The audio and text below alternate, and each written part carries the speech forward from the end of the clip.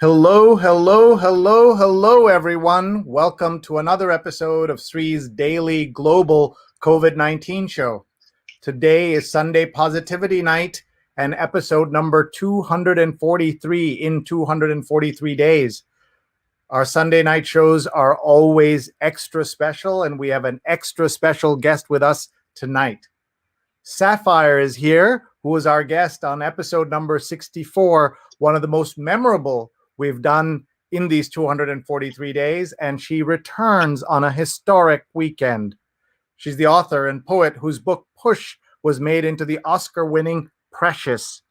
She is on Twitter. Please follow her at MSSAPPH, at Ms. Saff, Ms. SAPPH. We'll talk to her about the pandemic. We'll talk to her about the fight for racial justice. We'll talk to her about her writing, about her poem, about her poetry, and much, much more. We want to hear from you on how you're feeling on this special day and special weekend. As you know, we are on the day after President-elect Biden and Vice President-elect Harris spoke for the very first time. I can't tell you how special that is to be able to say that. We'll meet Sapphire in just a minute.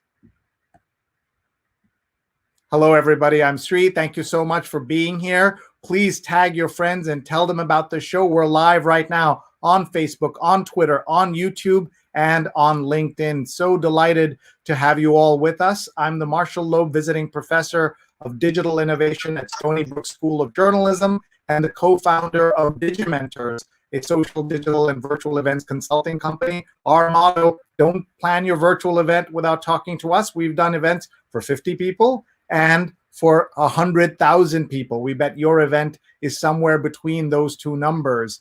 And we are taking your questions and your comments for Sapphire. We want to know where you're watching from. We are able to do this show because of our fabulous producers, Rose Horowitz at Rose Horowitz 31 and Vandana Menon, Vandana_Menon. And you will be meeting Rose in just a few minutes as she joins me to ask questions. Tonight's guest is Sapphire, and we're so delighted that she's able to join us. She is going to be joining us via audio tonight, and so you'll hear her voice and the magic and power of her voice as we talk about the pandemic, we talk about the financial crisis, and we talk about the fight for racial justice. I want to show everyone the t-shirt I'm wearing. It's a picture of a young Kamala Harris. It says, "The first but not the last." And that's an allusion to what Shamala Gopalan, her mother, taught her. She said, you may be the first of many things, but make sure you're not the last to do those things. And she is now the first woman of color, the first woman to be the vice president-elect of the United States. And with that, let's bring on our show, Sapphire, the author and poet whose book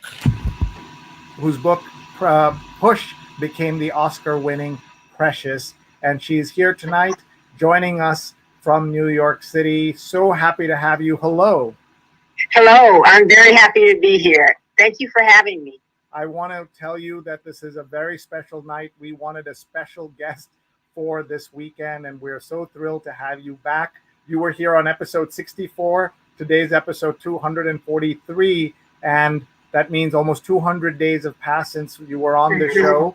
And it also tells us that today we crossed more than another 120,000 or so cases in the United States. And so the pandemic, when we were talking, we were hoping that things would die down, but they've become worse. How is that even possible?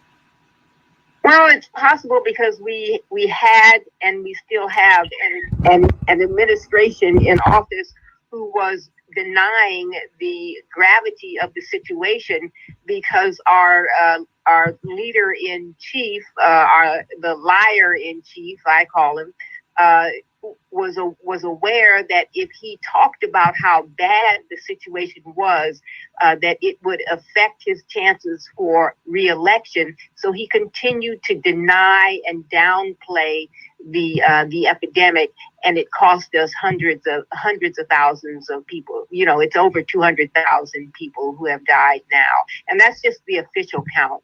Many people were not counted who died. It's so hard to even imagine this. And then you think of the numbers that if the election is a referendum on the president, 70 million people voted for him. Mm-hmm. And, and 55% of white women voted for him. So that tells us a little bit about the state of white feminism in America, which speaks to the real need for us to begin to form, for women at least, to begin to form a more socialist-based feminist movement that is not just based on this old hand-me-down stuff from the suffragists. We need to have a new feminist movement, because I don't see how we can really call ourselves be in communion with people who voted for Trump after his admitted sexual assault of women. And so many terrible things that he has done. You are right. What would that new movement look like? We'll talk about that now. I'm sure we'll address that again, but let's get to it. What would that look like? Well, that new movement will look a lot like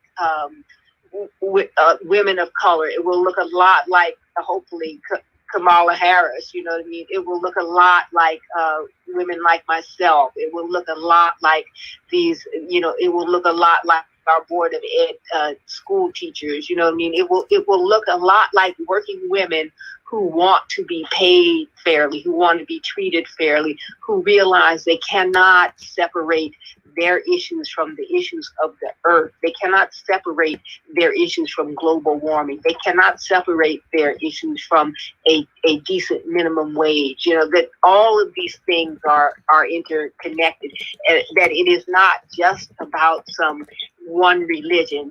Christianity has one way of looking at the right to life and when life begins and all that. So, this movement cannot focus on abortion, you know what I mean, at the cost of everything, you know what I mean? So we have to have a movement that is based more in the realities of working women, as opposed to a religious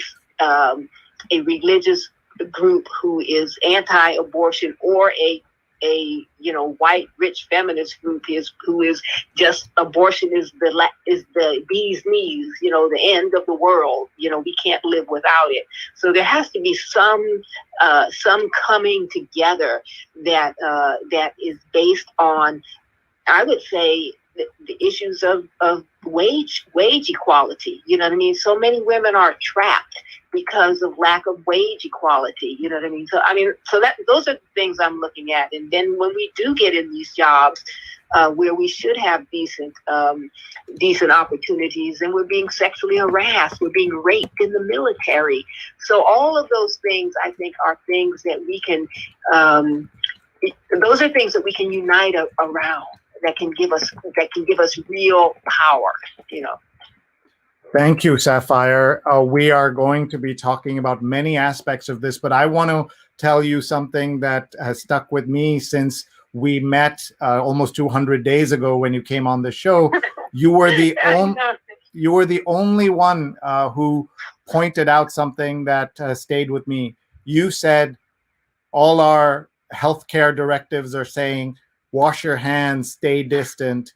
But our native communities, there are so many places where there's no running water. And I still remember when you said that, it felt like a kind of, I was taken aback by that, because it was a epiphany and an understanding of how we have treated Native Americans so badly. And then this week we learned that in multiple places, including the Navajo Nation in Arizona, 97% of the folks there voted for Joe Biden. And I saw a beautiful video of a Native American person who was driving. The car was stuck in traffic. He got out and was dancing to celebrate the end of of Donald Trump. All of this is because I have now been paying more attention to this because of you. So tell me, please, what you're thinking about Native Americans and other marginalized communities. You did have President-elect Biden.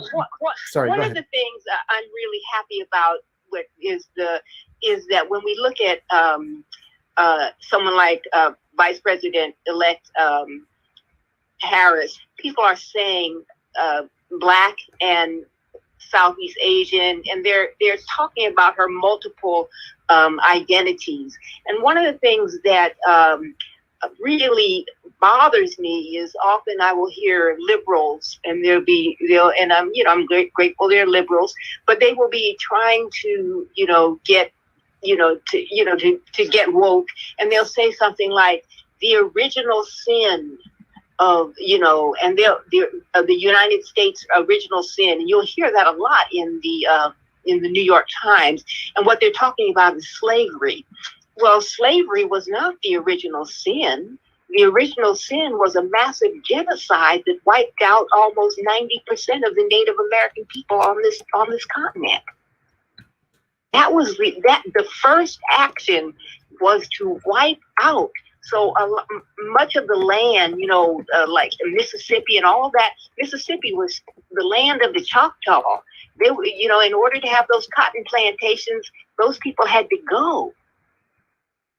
So everywhere the white man came, he brought his Black slaves and servants and stuff.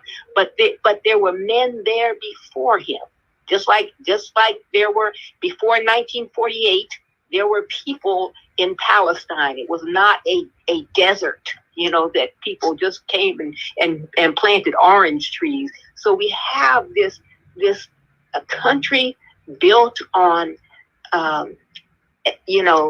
genocide, and then then there is this the slavery is horrendous, and it lasts for generations and generations, but it is not the first great wrong.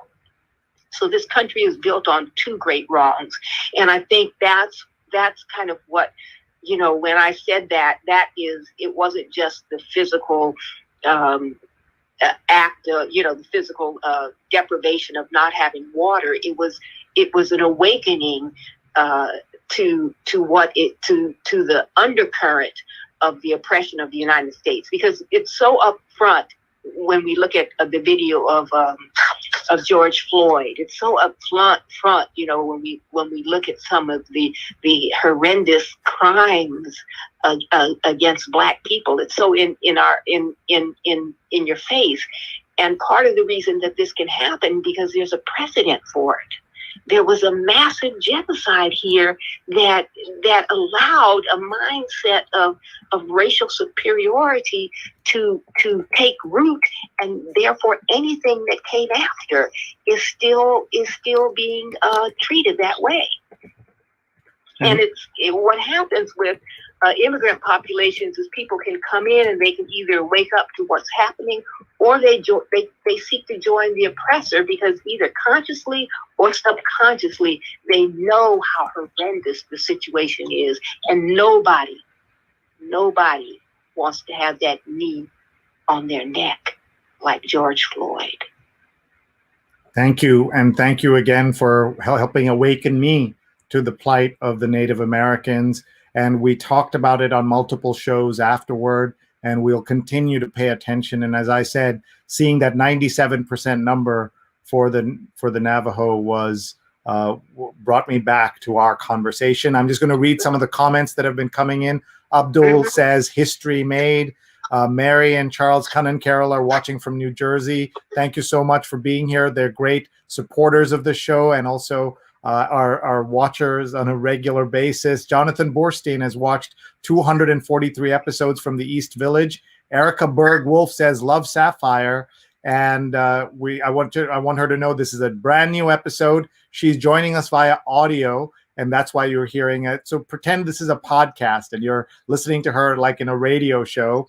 And my mom is watching from Kerala in India. Hi, Amma. Love you very much. And Maria Rocca says, great to hear Sapphire, our neighbor. So that's my sister. Oh, but my downstairs neighbor. Yeah. Oh, wonderful. Well, hello, Maria, and thank you for joining us. Daryl says he's feeling inspired in Richmond Hill, Queens, where 2 South Asian women are running for city council. My dream of seeing only women rule the world is coming true. I think that's a good goal. You remember Ruth Bader Ginsburg was asked how many women will she be happy having on the Supreme Court, and she said 9 out of 9. And so that was, I think, a lot of people hope the world will go, but I'm not holding my breath. Ashok Sharma says, great day for Americans as well as people across the world. I'm sure, Sapphire, you noticed like there was this collective excitement across the planet. It was almost like a dictator had been toppled or something like that. It has been amazing. I mean, I had friends calling me up. People were weeping. This has not hit everyone equally. We have been ruled for the past 4 years by basically a madman. Some people have benefited from it. Some people have been destroyed. You know what I mean? People are having their health care cut. So this has been a horrendous rule. He basically has ruled this country. He has not obeyed the laws. He has tried to undermine the basic tenets of democracy. So he has emboldened racists. He has told the Proud Boys, and they say it on their website. They say it in their little chat rooms. We kill people. That's what the Proud Boys said. And he told the Proud Boys, stand back and stand by. In other words, he's giving orders to his constituency. Outrageous. So we've had this for a long time, but it has not been emboldened. He has emboldened these people. He has enabled these people. He has said it's all right to be a racist. He said, take off the gloves and go for it.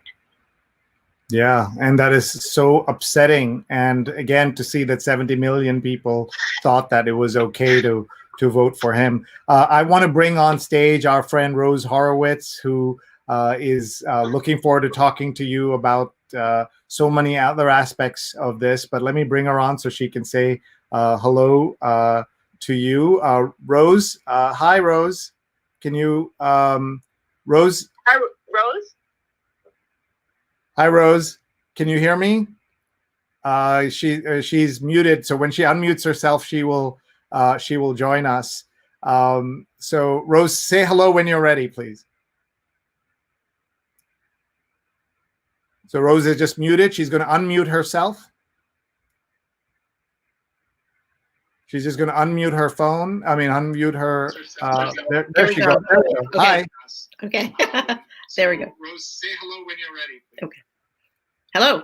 Hi, Sree and Sapphire. Thank you so much for joining us. Unmute herself. I'm just very happy to be here. Yeah, thank you. Just 1 second. Rose, you need to turn off one of those other tabs where you're listening to us. Hi. We can still hear one of your tabs is on, Rose, somewhere in the back. Maybe you were watching it on YouTube or Twitter or something like that. One of those other tabs where you're listening to us. Okay.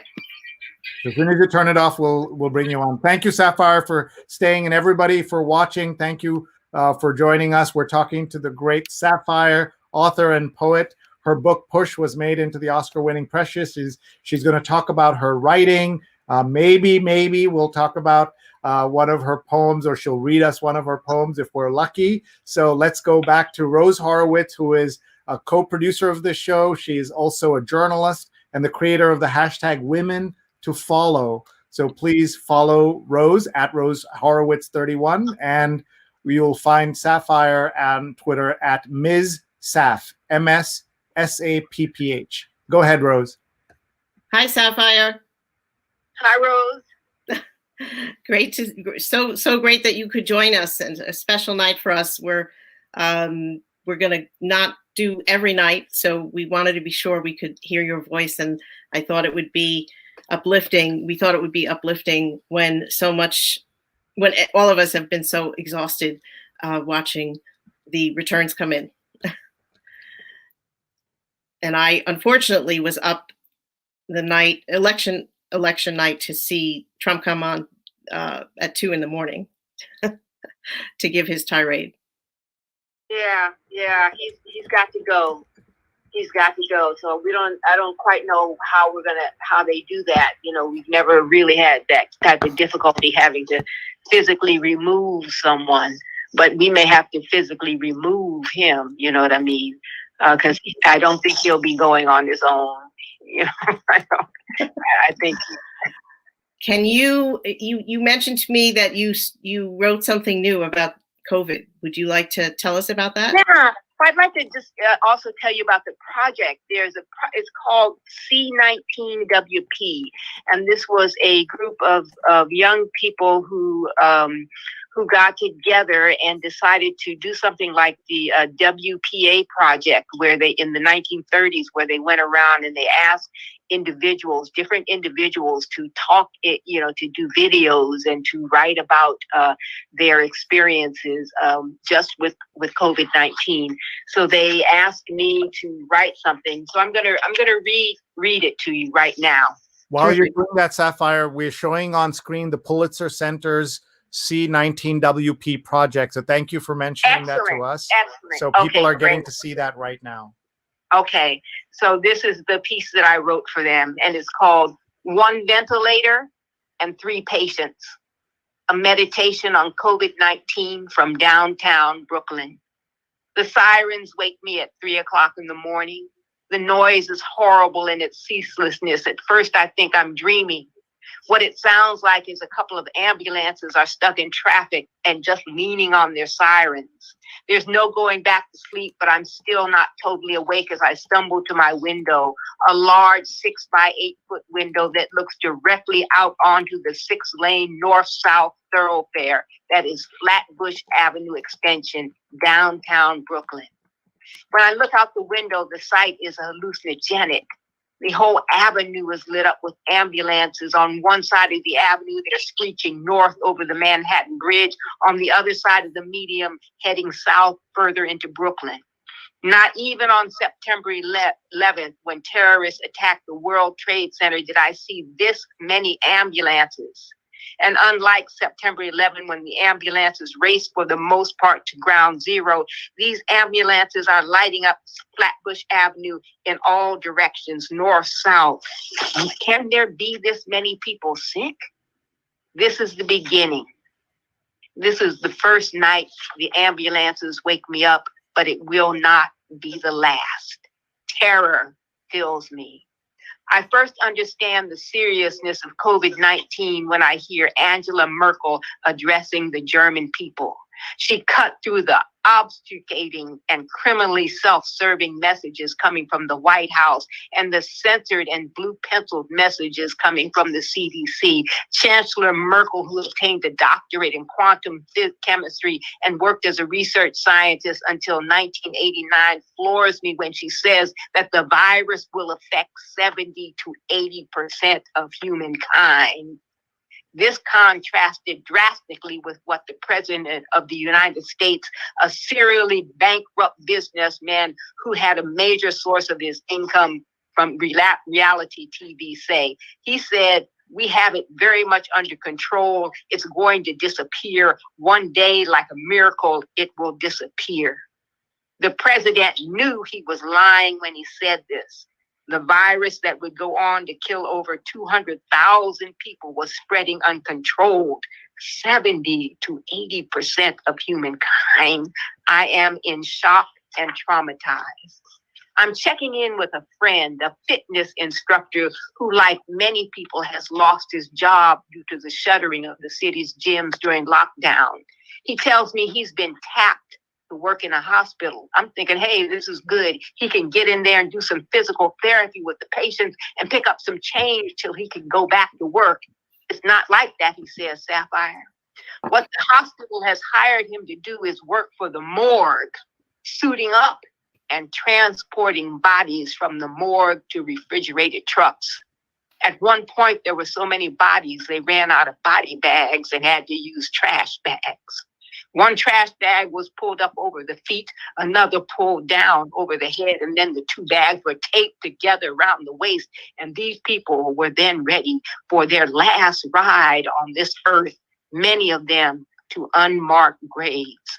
I am numb. A study done in 2018 detailing the effect of how police killings of unarmed Black Americans harms the mental health of all Black adults. Each year, more than 300 Black Americans are killed by the police, and at least 1/4 of them unarmed.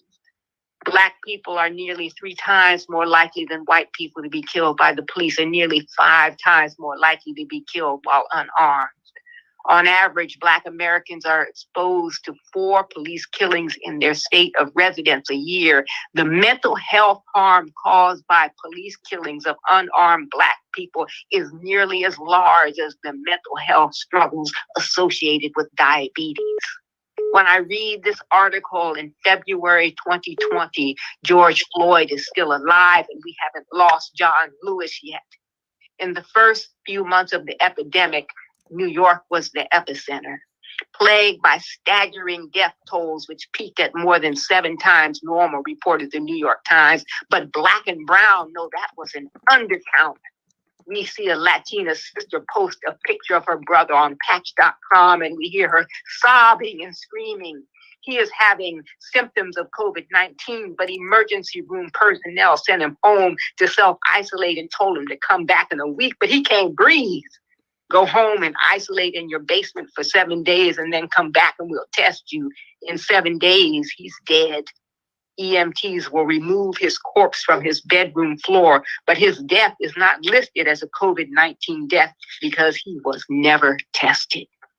I try to imagine Trump or one of his children being sent home untreated to isolate in his White House bunker and told to come back in a week.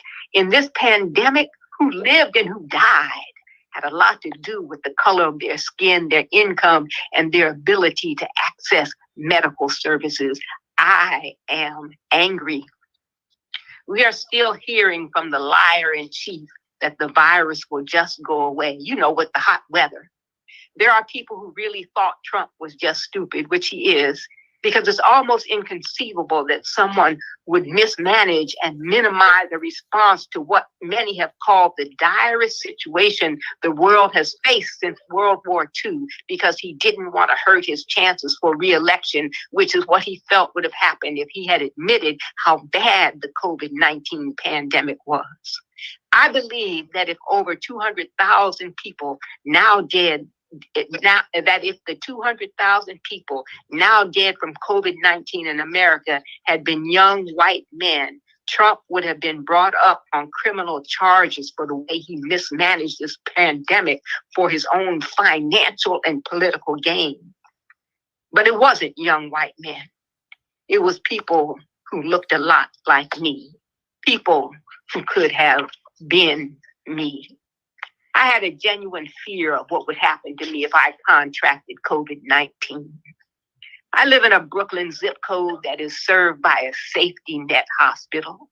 As I write this, a president who used voter suppression collusion with foreign governments and pandering to neo-Nazis and white supremacists, the lowest of America's low, to con his way into the White House, is being airlifted on my dime to receive some of the best health care on this planet for free, while he tries to dismantle what little health care Americans who are not rich have. He will not pay a dime for his health care. He will not be held liable for knowingly exposing hundreds of people at an event that is being called a super spreader event, which he held indoors at the White House. He will not pay. Many lawmakers at his super spreader event receive free health care. A doctor at one of New York's safety net hospitals, so-called because they serve the poor, spoke on condition of anonymity. When he recalled a night when he had 3 patients who needed to be intubated, when he called the intensive care unit, he was told there was only space for one. One man was in his mid-40s, the other 2 were over 70. The 2 in their 70s were left to die? Who lives and who dies? Who gets airlifted and who gets shunted aside? The hospital in my zip code is a safety net hospital. It is likely where I would have been taken if I got sick. It could have been me with a white man in a white coat deciding if I live or die. I am 70, the age of the 2 patients left to die. At the height of the pandemic, here in what was the epicenter, had I, who pay the taxes, that paid for the president to be airlifted to the hospital, that paid for his experimental drugs and his hospital stay, had I gotten sick, there's a real possibility I would have died on the hospital floor, been bundled into trash bags, placed in a refrigerated truck, and transported to a mass unmarked grave. I am enraged. George Floyd's death was one of the approximately 300 killings of Blacks by police each year. Where I grew up in Los Angeles, smoking Marlboro cigarettes and Cool cigarettes, there was a cigarette jingle for a popular brand of cigarettes that showed a bright-toothed white woman in a 1950s dress, and she is smoking a cigarette. This is before we know what the tobacco companies have known for years, that the cigarettes will kill us. The jingle under her suavely dressed body reads, "Let's smoke a lucky strike tonight." It is in Los Angeles in the 1960s, some members of the Los Angeles Police Department substituting the word kill for smoke and a nigger for lucky strike are recorded beginning their tour of duty singing, "Let's shoot a nigger tonight." There is a sense of thrill killing. These were not difficult encounters where cops were confused and up against the wall. This is a landscape where the police department in the 1960s is composed of white Southern transplants, hardcore racists who left the precinct to go on duty with the idea of murdering a Black man. I grew up with this litany of Black death, 50 years, name after name, autopsy report after autopsy report.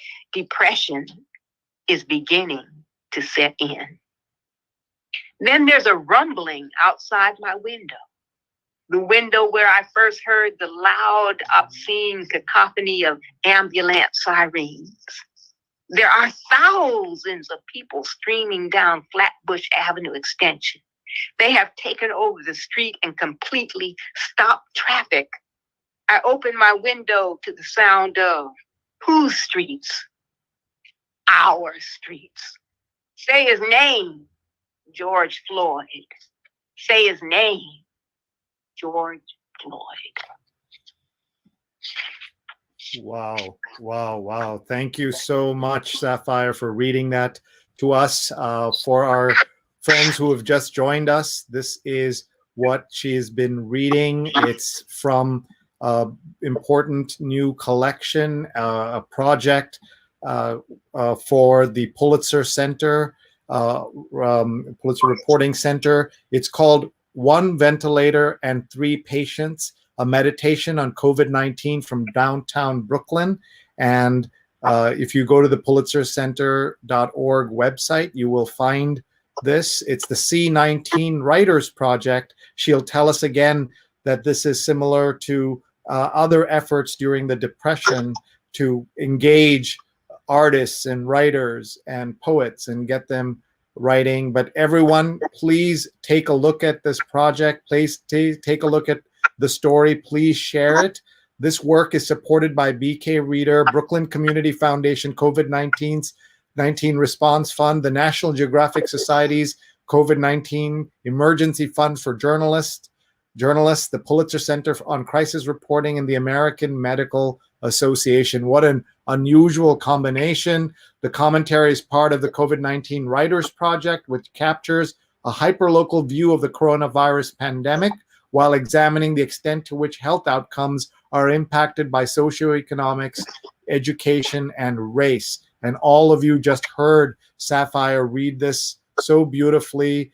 This is a haunting story that she has put together, bringing together the healthcare crisis, the financial crisis, and the racial injustice crisis.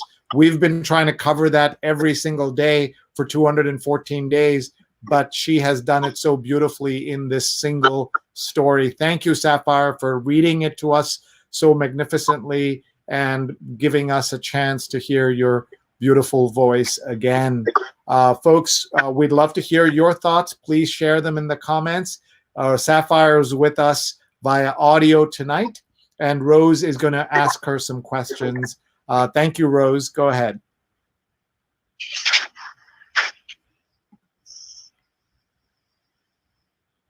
Rose is going to unmute herself and then ask the questions.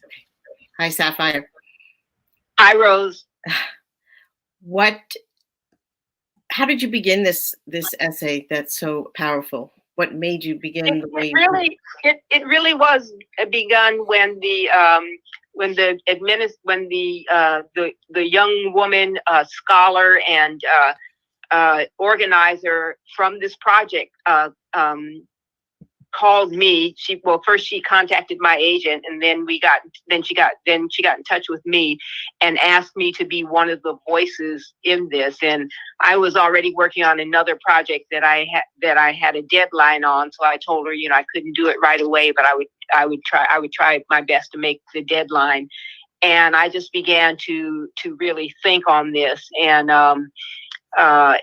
just I wanted to reflect on, because I'm constantly reading, I'm listening to you guys, I'm taking in all this information, but I also wanted it to filter it through the eyes of a woman of color, through the eyes of an older woman, through the eyes of of all the people that we are hearing about who have just been literally scraped off the street, the single people. I'm one of those people. I could have fallen down on my way to Target without any ID and gone into, breathlessness and been taken someplace and ended up in a refrigerated truck. Nobody would have known what happened to me.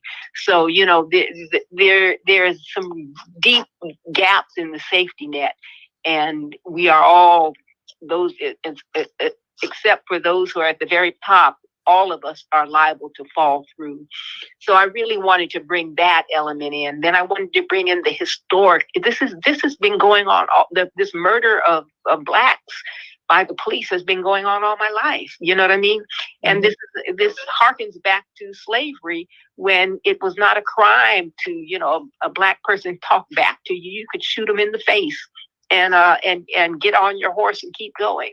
So that is the murder of black people is a part of white privilege. It's part of their psyche. It's embedded in their psyche for many of them, and it's almost like it's something that is theirs. The rule of thumb. Where you could beat your wife as long as the stick wasn't bigger than your wasn't any thicker than your thumb. So oppression is part of what has the ability to oppress other people, is part of what has propped up this racist society, and it's part of what allows these deeply distressed white men to endure the oppression they're under, because they know they have someone who they can put their knee on their neck. You know what I mean? So I always try to write like I'm braiding hair. You're mixing all these strands together. You know what I mean? Mm-hmm. So I was really trying to bring that together too. And you're writing in the present tense. Yes, it's happening. It's happening. Yes. It's happening. So you start us on the sirens. And could you go back maybe to the part where the bags are being, there aren't enough body bags? Yes. Let me see where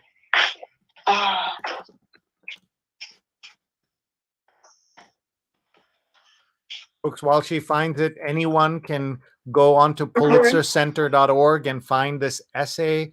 Please find it. It's called One Ventilator and Three Patients, a Meditation on COVID-19 from Downtown Brooklyn by Sapphire. Okay, so here it is, right here. It's Thank you. I'm relaying and also you should know that the friend who told me this signed a confidentiality agreement with the hospital not to speak about this. Okay.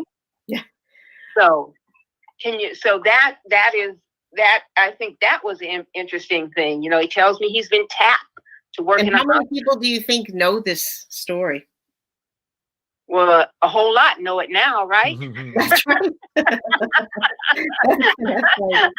No, whether or not we're still going to be friends, I don't know. But I told everybody. You know what I mean? I didn't sign a confidentiality agreement because this is one of the worst things I've ever heard in my life. Right. Well, we have all those confidentiality agreements that were signed by women in every industry, and exactly, and the harm that resulted for generations and generations. I think that the thing that really, the indignity of being put in the body in the trash bags is very painful for me. That there were so many dead bodies, they couldn't handle them, and he's tapped because he's a muscle man. He's a fitness instructor. So they went around finding strong, healthy,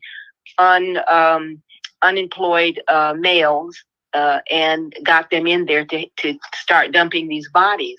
What really upset me was that many of these bodies were unidentified. They had to get them out of there. They got them in the trucks, and then from the trucks, many of these people were dumped in mass graves. Now, during 9/11, every time they would find a shard of bone, I was here during 9/11. They would be doing DNA testing, trying to find out who these men were, who these bankers were, and who these wonderful citizens were. And here, no effort was made. They couldn't ID the body in a couple of days. It just went from the refrigerated truck to unmarked graves. So we have no idea of who died. We also, in the case of where I talk about the young Latina sister just crying, her brother being sent home. Now this man died quite obviously of COVID, unable to breathe. But because he was not tested at the hospital, they sent him home to quarantine. When they came to take his body and go to the funeral home, they will just bury him. He'll be buried decently because he has family, but he still was not tested for COVID. So that means his death is not part of the count. And it also depends what he is dying, because in New York City, in New York, we report that the health professionals are required that if they are tested for COVID, that they have to report it as a COVID, roughly. But in many states, there's no requirement to report the cause of death at all. Right. Well, in this case, they couldn't. He wasn't tested. He died before he was tested. Right. So that means his death was undetermined. So when we say 200,000, there are many, many people who the number is much higher, Rose. That's what I'm saying. The number is much higher. And now, let me just ask you, now that we're in in New York City, we don't have refrigerated trucks, but there are refrigerated trucks in Houston and other cities. Yeah. So we're just not hearing about those people in the refrigerated trucks as much as we were when New York City. Exactly. It was all at once, and it was new. It was like it was a big story and new. And now it's like, I think our doctor on our show, she's on call, said there's now 1,100 people dying every day in the country, and that her opinion was, that if everybody was wearing a mask, we might cut that by half. Right. I believe that. And I do recall the day, and it was, and I have it right here. It was July 13th. 2020, it's 5:18 a.m. I get the news that New York has 0 new cases. Mm-hmm. It's possible. Right. It's possible. And it happened. New York, 0 new cases. Are you hopeful So that with... have to say it twice. You know what I mean? It's possible. It's possible. Right. It didn't. It's possible. Yeah. Mm-hmm. Look at what happened in New Zealand. It is possible. We can contain this. You know what I mean? But this guy turned this, Trump turned this into a circus. Are you hopeful that with... It became a smokescreen to hide his inefficiency. So he turns it into a macho thing. My thing is bigger than your thing. Is that don't be afraid of the virus. You know what I mean? He was plenty afraid when he got sick, right? He was terrified. Yes. He was terrified. You know what I mean? And he had to show that he was really okay, so he went around in a limousine, to say, I'm really fine. Yeah. He exposed the Secret Service drivers to his virus. Mm-hmm. The cars that they drive the president around are so encapsulated that nothing can get out. It's a closed system. So in order to for that show of bravado, he exposed those men unnecessarily.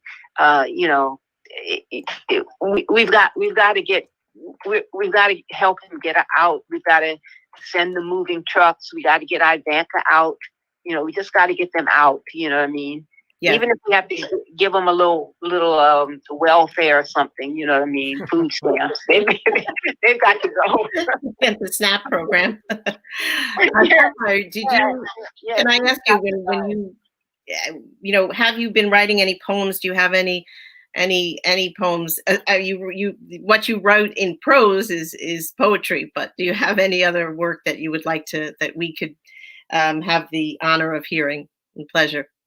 I've been looking through. I don't think that I have any poems right now that I want to share, although I've been writing them. What I have done is, as a working writer, I've been working on an essay and some other things and some fiction, but I've been keeping a poetic notebook, which I especially kept throughout the months of I would started in February, March, and April, and so I have a lot of that work that I need to take out the notebook and type up, but it's not really in a form that I can, because you'd asked me, we had a pre-call and you asked me to look for some stuff, and I couldn't really find anything that was ready to share right now. So okay. I respect that. Mm-hmm. And so we should, folks, for everybody listening, we have a few minutes left with Sapphire, the author and poet. She is being interviewed by Rose Horowitz, a writer and journalist and creator of Women to Follow, the hashtag Women to Follow. So please follow Rose at Rose Horowitz 31 and also follow Ms. Sapphire. She's at Ms. Sapp, MSSAPPH. And we should also note that next, I believe we have an anniversary coming up for the novel Push, right? Big anniversary. Talk about that, please. Yeah, I'm very excited. In fact, that's what I've been working on. I've been working on this comprehensive afterword to the, who knew I wrote. Part of the reason I wrote Push was there were so many reasons, but one of the reasons I was a minority woman in a community where I was teaching, and we were being swamped by another virus, the HIV virus. And I wrote about the impact of that virus upon my community, the impact of sexual abuse, and just what it meant for these women to have a safe place. And now here we are again.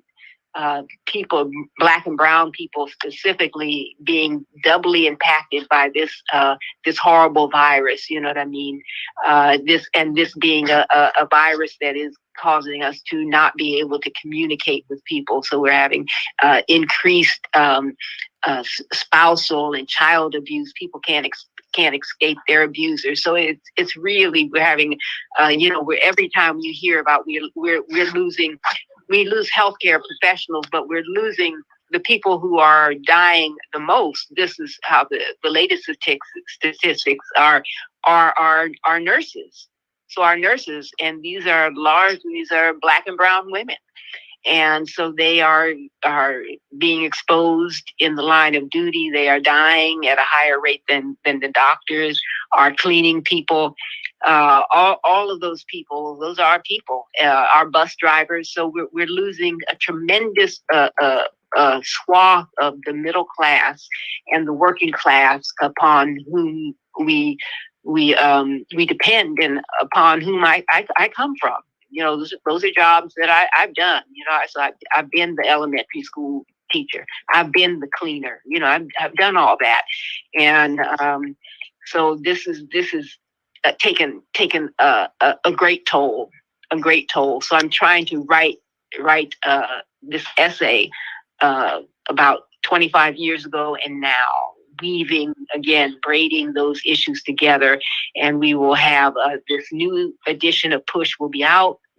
There'll be an introduction by a young, popular Oprah pick author, Tayari Jones, who is just a wonderful young woman. So a new generation will be introducing the novel, and I will write this essay to talk about the issues as I have seen them in the past 25 years, and just the travesty of the administration, and not just the Republican administration. The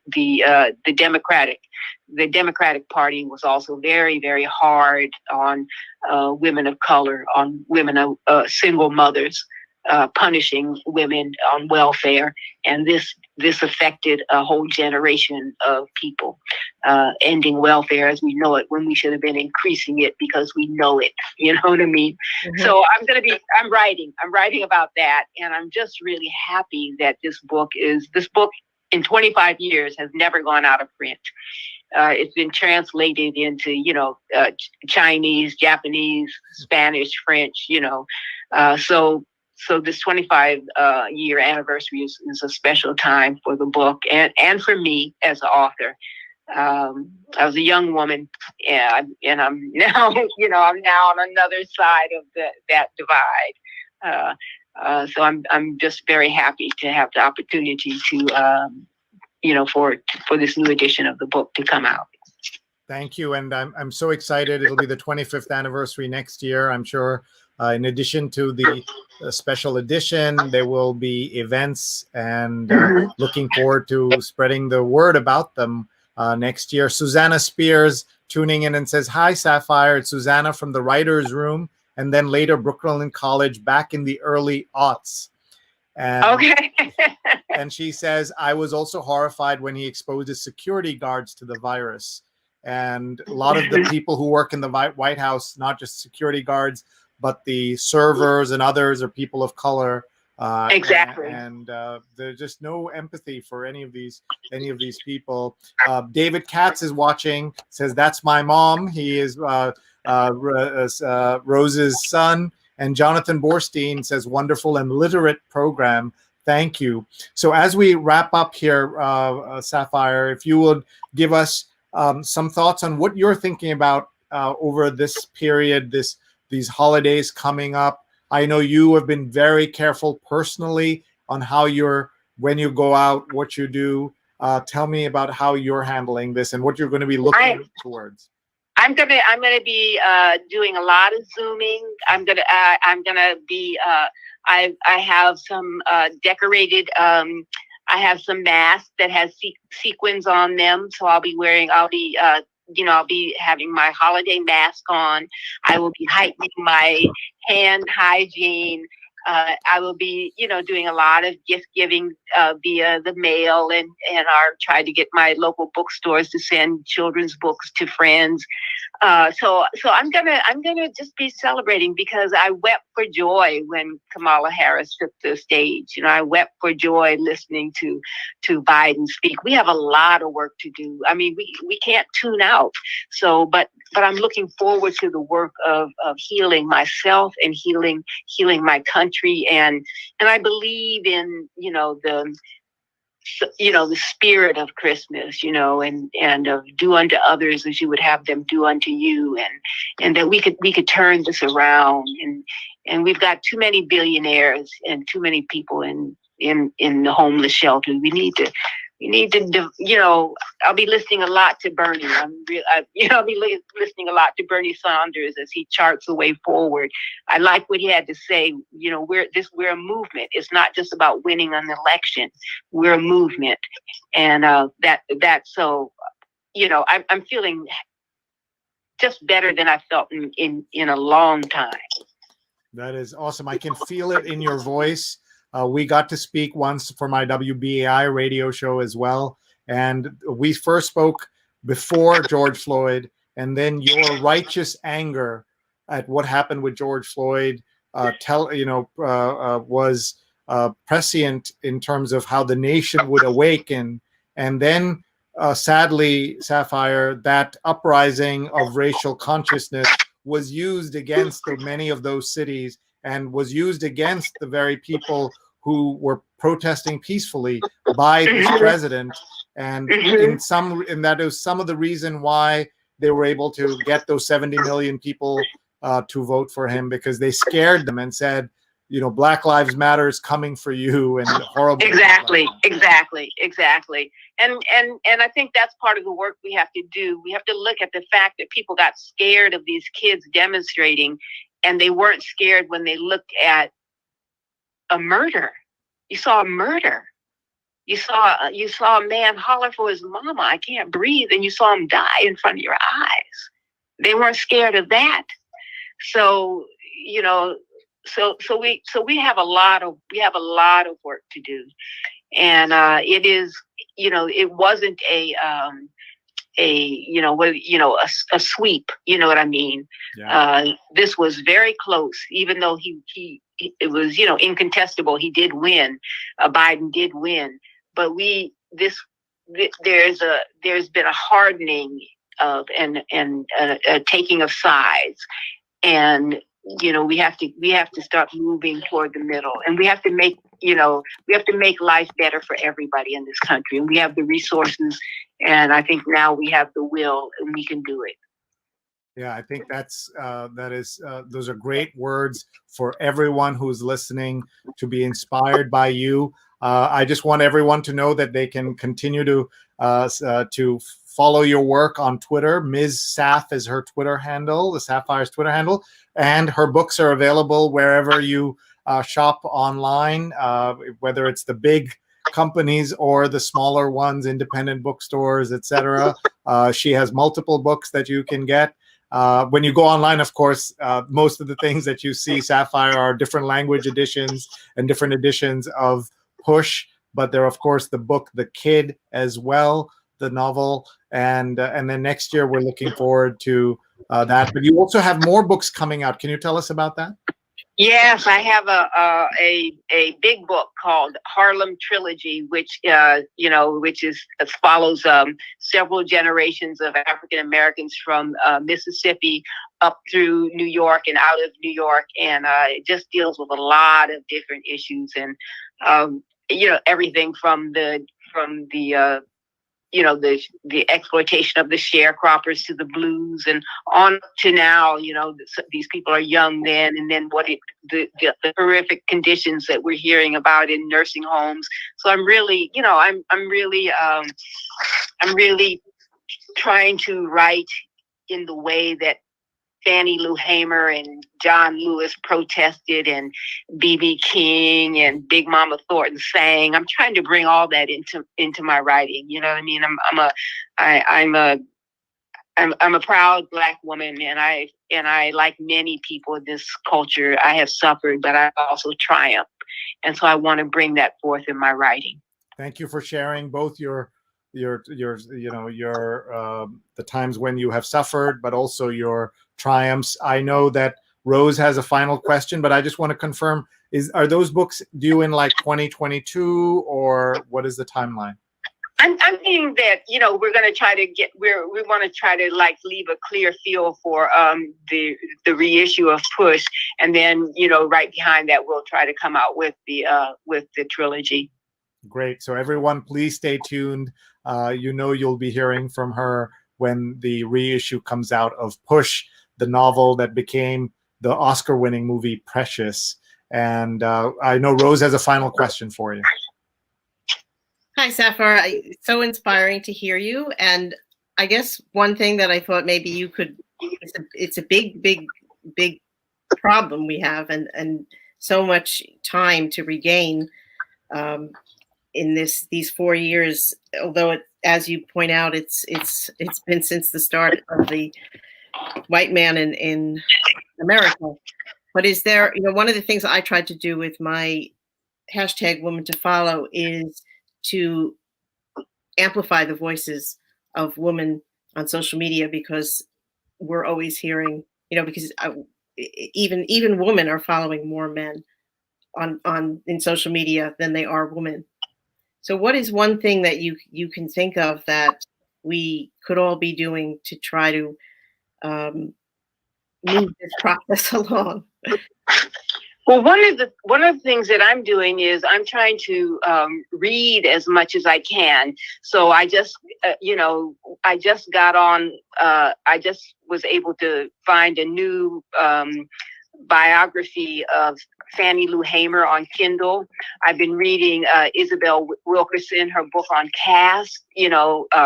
This is the Pulitzer Prize winning author. So I've been trying to read as much as I can the work of Black women, and I've just been trying to just stay woke. You know what I mean? I think and at the same time, just trying to really listen. I mean, this pandemic really woke me up to what is going to be next for a lot of older people. You know what I mean? This is the nursing home. So I've got other people have their agenda, but I plan to make sure that what happened in these nursing homes never happens again. This is horrendous. So I would say go with your own agenda. You know what I mean? If you're trying to deal with COVID in the healthcare community, go there. If you're trying to deal with women's rights, on the campus, or battered women, but go to where your heart draws you, and don't be afraid to do the work. Don't be afraid to get to be criticized, because they're going to criticize us anyway. So just do what it is that makes your soul speak, and that allows you to go to bed at night feeling good about yourself. Well, thank you. That's really wonderful. And as a gardener, I always say you got to get your hands dirty. Right? Yeah, absolutely. Because it takes work.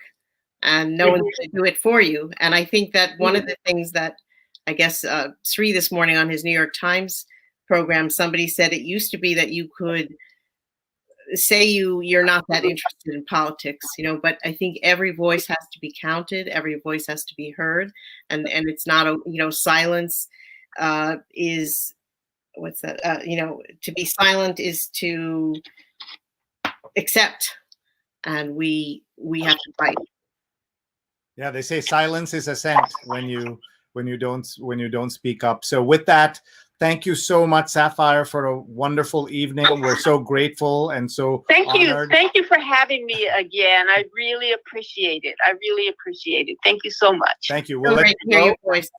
Thank you very much. Follow her on hashtag @Ms. MS SAPH.